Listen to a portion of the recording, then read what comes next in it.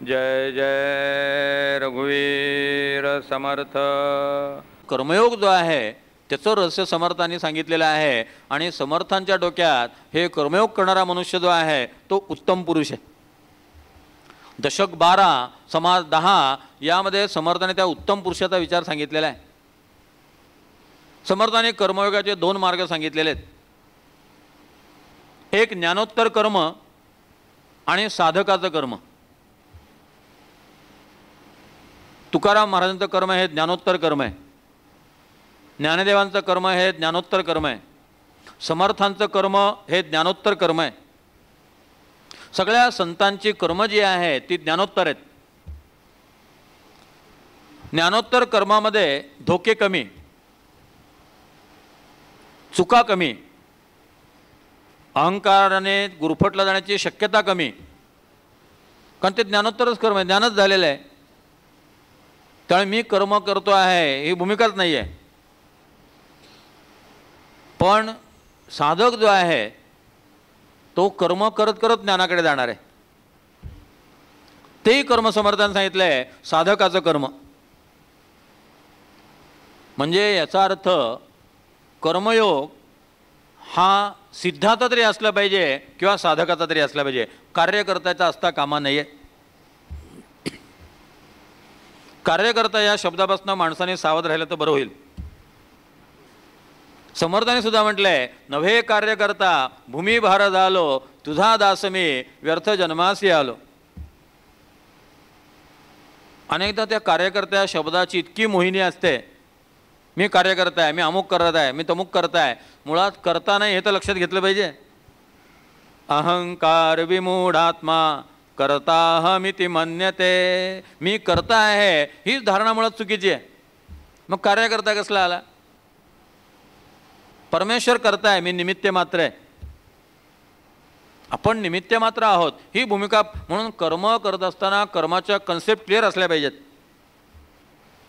माझी भूमिका कार्यकर्त्याची नाही आहे, माझी भूमिका साधकाची आहे। खरं कर्माचं रहस्य जे असतं तो मनुष्य असा अज्ञातच राहतो। म्हणून या ठिकाणी समर्थांनी कर्माचं रहस्य जे आहे ते दोन्ही प्रकारे सांगितलेलं आहे। एक ज्ञानोत्तर कर्म जे आहे त्यात प्रमादांची शक्यताच नाही, जो साधक म्हणून कर्म करतो आहे त्याच्यातून प्रमाद होण्याची शक्यता आहे, पण न बुद्धिभेदम जनयेत, चुकेल पण चुकत चुकत तो शिकेल, त्याला आपल्या चुकांचा पश्चाताप होईल आणि पुढचं कर्म जे आहे ते अधिक चांगलं होईल। तो अधिक दिवसेंदिवस प्रत्येक कर्माद्वारे तो अधिकाधिक शुद्ध, अधिकाधिक पवित्र, अधिकाधिक निस्वार्थ, अधिकाधिक निस्पृह असा होत जाईल। थोडी पदाची अपेक्षा राहील, पहिले काही दिवस प्रतिष्ठेची अपेक्षा राहील, लोकांनी ॲप्रिसिएशन करावं असं वाटेल, पण कर्म करता करता एक दिवस त्याच्या जीवनामध्ये असा नक्की उगवेल की कुठल्याही ॲप्रिसिएशनची आणि कुठल्याही प्रशस्तीची त्याला गरज राहणार नाही, तो त्याचं कर्म करत राहणार। सूर्याला कोणी थँक्यू म्हणतं का उगवल्यावर? थँक्यू, उगवलात फार बरं झालं, आता नाहीतरी मला 8ला ऑफिसला जायचं होतं। सूर्याला काही अपेक्षा नाही आहे, लोकांनी सूर्याला नमस्कार करावा, सूर्याला अर्घ द्यावं, सूर्याला वंदन करावं। तुम्ही सूर्याला वंदन करा अथवा करू नका, तुम्ही सूर्याला माना अथवा मानू नका, सूर्य त्याचं काम करतच राहणार आहे। कर्मयोगी जो आहे तो अशा प्रकारचा असतो, तो कर्म करत राहतो। अशा माणसाला समर्थांनी उत्तम पुरुष म्हटलेलं आहे। समाजामध्ये अशा ज्ञानी माणसाची अत्यंत गरज असते। सामाजिक आरोग्य स्थापन करण्याचं काम असा ज्ञानी मनुष्य करत असतो। म्हणून समर्थ संप्रदाय हा प्रचारकांचा संप्रदाय होता। माणसं तयार करणं, नवीन नवीन माणसं घडवणं।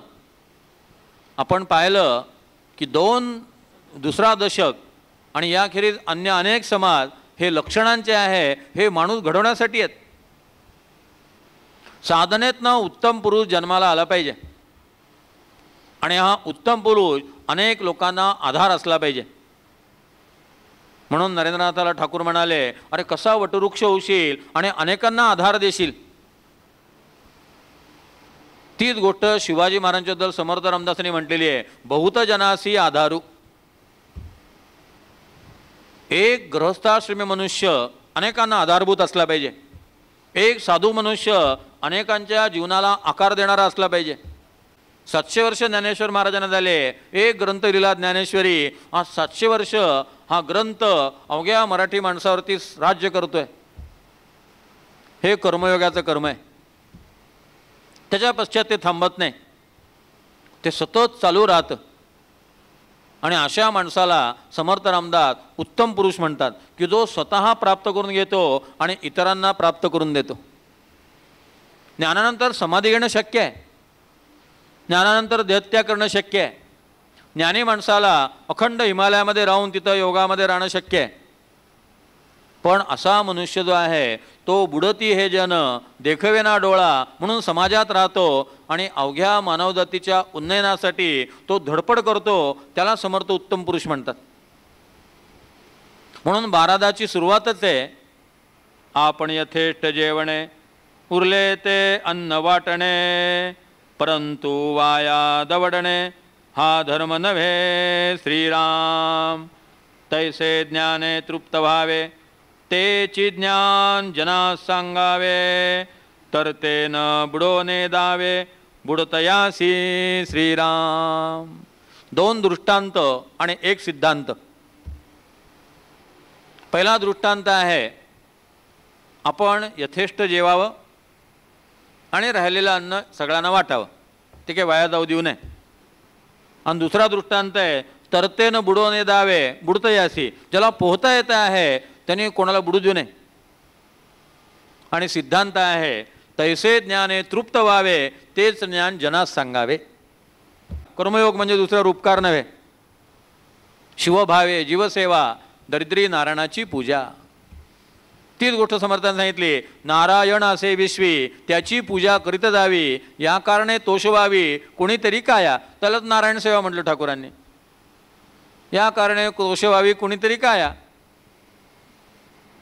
म्हणजे त्या पाठीमागच्या धारणा स्पष्ट असल्या पाहिजेत. पहिल्यांदा तुम्ही स्वतः तृप्त व्हा, तुम्ही स्वतः ज्ञानी व्हा.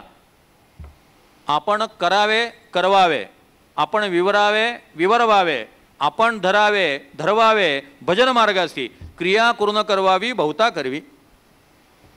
त्याला स्वामी विवेकानंदाने म्हटलं, बी अँड मेक. स्वतः व्हा आणि इतरांना घडवा. म्हणून दृष्टांत कसा आहे बघा, तुम्ही व्यवस्थित जेवण करा आणि मग इतरांना वाटा, उपाशी पुटी देऊ नका. याचा वेगळा अर्थ आहे. याचा अर्थ तुम्हाला ज्ञान झालं नसताना तुम्ही प्रचाराला बाहेर पडू नका. दृष्टांत नीट समजून घेतला पाहिजे.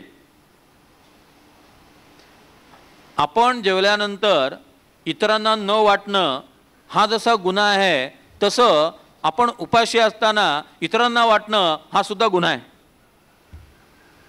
जरा जास्त गंभीर गुन्हा आहे. कारण तुम्हाला ज्ञान झालेलं नाही आहे. समर्थाने म्हटलंय, पोहणाराच गुचक्या खातो तो कैसा इतराशी काढितो.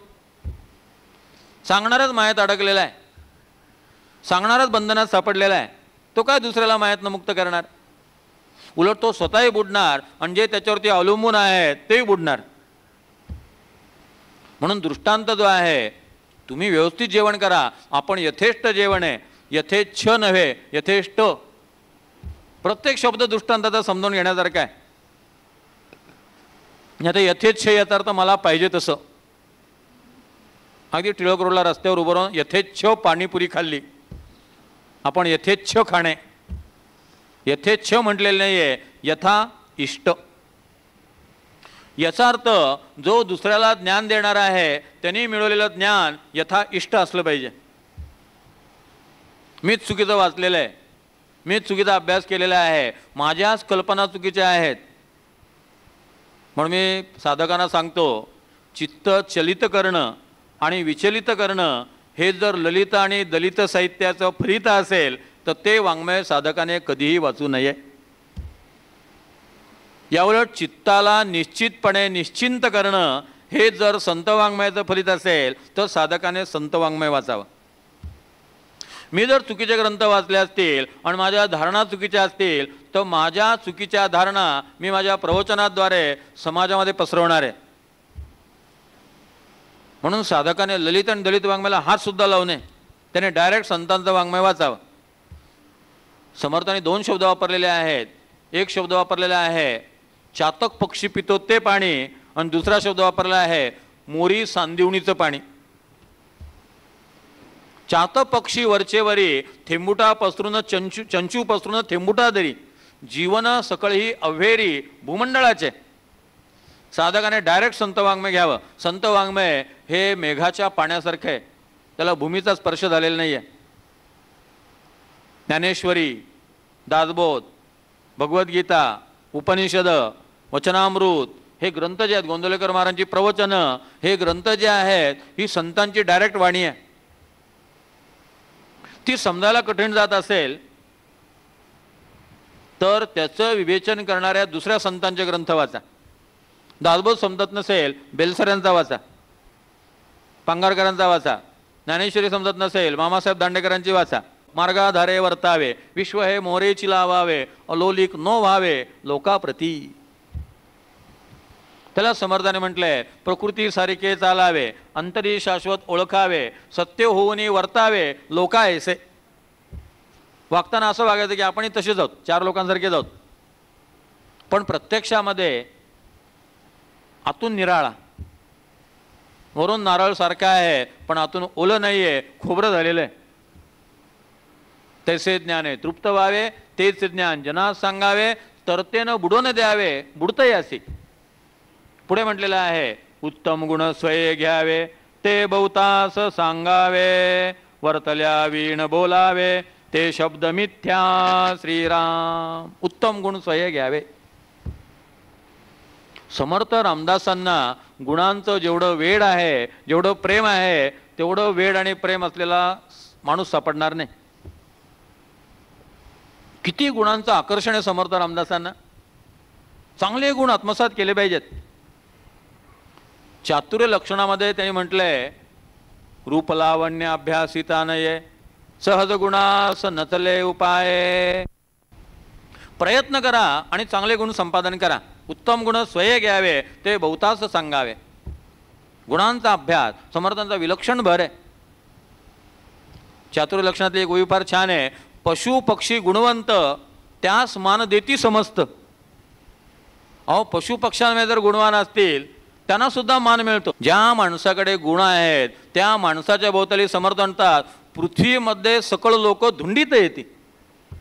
लोकसंग्रह करण्याचा सर्वात सोपा उपाय गुण आत्मसात करणे. तुम्ही गुण संपादन केलं की ज्याप्रमाणे फुलाभोवती भ्रमर गोळा होतात तशी तुमच्याभोवती लोक गोळा होऊ शकतात. आणि असे एकदा लोक गोळा झाले की या लोकांना योग्य दिशेने नेण्याचं काम असा पुढारी करू शकतो, असा नेता करू शकतो.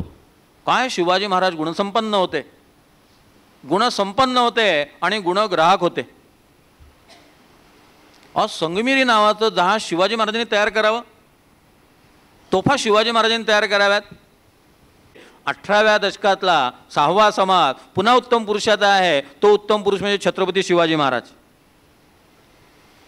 अनेक गुणांनी युक्त होते. म्हणून शिवरायाचे कैसे बोलणे, शिवरायाचे कैसे चालणे, शिवरायाचे सलगी देणे कैसे असे. काय बोलणं होतं महाराजांचं, काय हुशारी होती, काय चालणं होतं, काय व्यवहार होते, काय सलगी देणं होतं. प्रत्येक गोष्ट उत्तम. उत्तम गुणांचा ग्राहक म्हटलेलं आहे. शिवाजी महाराजांचं वर्णन करताना म्हटलेलं आहे उत्तम गुणांचा ग्राहक. गुणग्राहक आहेत कारण स्वतःमध्ये गुण आहेत. असे अनेक गुण संपादन करणारा मनुष्य जो आहे तो लोकसंग्रह करू शकतो. वर्तल्या विण बोलावे, ते शब्द मिथ्या. एक प्रोजेक्ट तुम्ही करू शकाल. 6 महिने लागतील, 6 ते 8 महिने. दासबोधामध्ये बोलण्यासंबंधी कुठे कुठे काय काय आलेलं आहे त्या ओव्यांचं संकलन करा. संबंध दासबोधात बोलण्यासंबंधीच्या कमीत कमी 500 ओव्या आहेत. 500 ओव्या आहेत. कसं बोलावं, कसं बोलू नये. हा नुसता 12-10 जो आहे त्यातच बघा वर्तेल्या वीण बोलावे, ते शब्द मिथ्या असं म्हटलेलं आहे. पुढे 14व्या ओळीमध्ये नेमकपणे वर्तो लागला, तो बहुतास कळो आला, सर्वार्धवी तयाला, काय उणे श्रीराम. पुन्हा 30व्या ओळीमध्ये या संदर्भात म्हटलेलं आहे क्रियेवीण शब्द ज्ञान, तेची श्वानाचे वमन, भले तेथे अवलोकन, कदापि न करती श्रीराम. किंवा 39 म्हटले, बोलण्यासारिखे चालणे, स्वये करून बोलणे, तयाची वचने प्रमाणे, मानिती जनी श्रीराम. बोलण्यावर समर्थांचा विलक्षण भर आहे.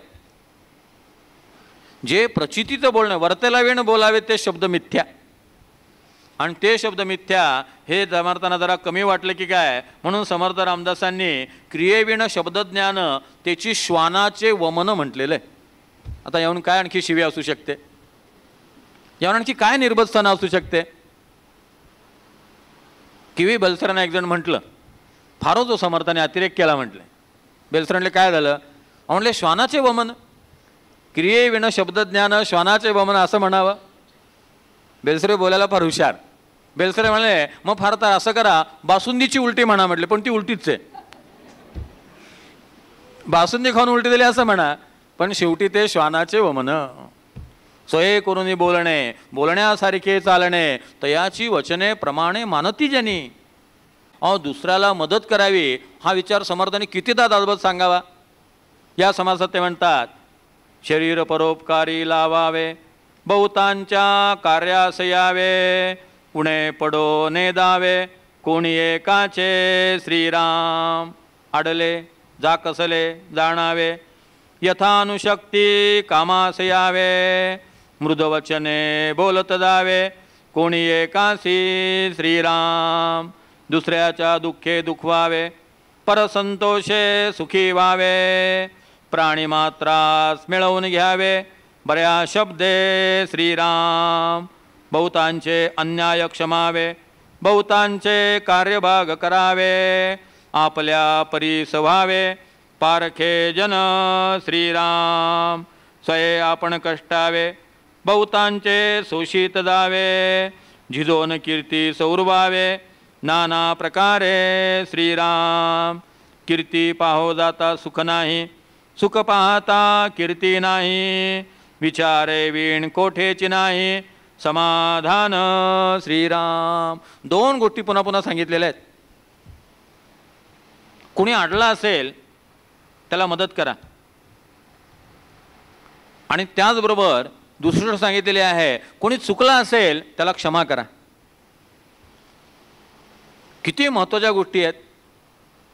संप्रदायाची लक्षणं आहेत. मुख्य हरिकथा निरूपण, दुसरे ते राजकारण, तिसरे ते सावधपण, चौथा अत्यंत साक्षेप, फेडावे नाना आक्षेप, अन्याये थोरात व अल्प, क्षमा करीत जावे. क्षमा करा, विसरून जा. किती त्या वेणाबाईंना छळलं लोकांनी. वेणाबाईंच्या चरित्रावर शंका घेतली, आणि वेणाबाईंच्या चरित्रावरली शंका म्हणजे समर्थांच्या चरित्रावरली शंका आहे. वेणाबाईंना विष पाजलं, पण काही उपयोग झाला नाही. वेणाबाई आहे तशाच. शेवटी ज्या लोकांनी हे सगळे उपद्व्याप केले त्या लोकांनी समर्थांची क्षमा मागितली. तर ठीक आहे, राहू देत. दुर्लक्ष केलं, लक्षात ठेवलं नाही याने आपल्याला असा त्रास दिला होता. उलट समर्थ म्हणतात, दोष देखून झाकावे, अवगुण अखंड न बोलावे, दुर्जन सापडो न सोडावे, परोपकार करोनी श्रीराम. वेड्यास वेडे म्हणू नये, तरीच घडे दिग्विजये. जर तुम्हाला दुसऱ्याला शहाणं करायचं असेल तर त्याचं वेडेपण जे ते विसरून जा. क्षमा करता आली पाहिजे, दोष पोटात टाकता आले पाहिजेत. समुद्र ऐसी साठवणं तो सत्वगुण. दुसऱ्याचे दोष सगळे पोटामध्ये साठवतो त्याला सत्वगुण म्हटलेलं आहे. दोषांची चर्चा करत राहत नाहीत, सतत निंदा करत राहत नाहीत, सतत दोष दाखवत राहत नाही. सगळं सोडून देतो, सगळ्या अपराधांबद्दल क्षमा करतो. अशा प्रकारे जेव्हा मनुष्य सतत वागतो तेव्हा समर्थ म्हणतात, नेमकपणे वर्तो लागला, तो बहुतास कळो आला, सर्वार्धवी तयाला, काय उणे श्रीराम. अशा प्रकारे आपली प्रतिमा तयार करावी लागते.